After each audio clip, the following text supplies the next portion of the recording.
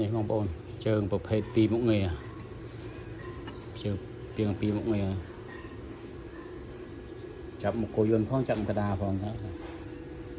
នេះលើចាប់មកគោយន្តនេះមានតពួកលើមកពួកចំមកមកចាំឈោតុបហើយចាប់ខ្ចៅទៅព្រោះនេះវាធ្ងន់ដែរអញ្ចឹង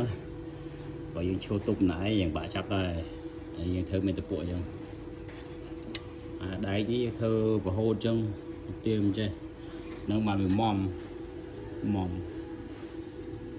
នេះធ្វើបុកឡើងលើចឹងមុំមកទៅធ្វើស្មើក្រោមមកវាអត់មុំនឹងដៃនេះតែពិតហើយ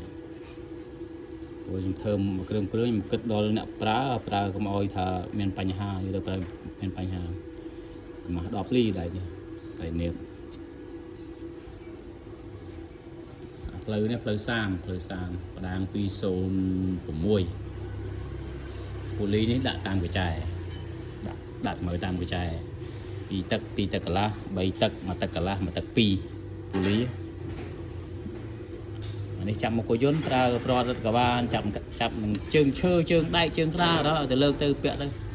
ចាប់ប្រើបានដូចមានតែប្រអត់ហ្នឹងនេះអញ្ចឹង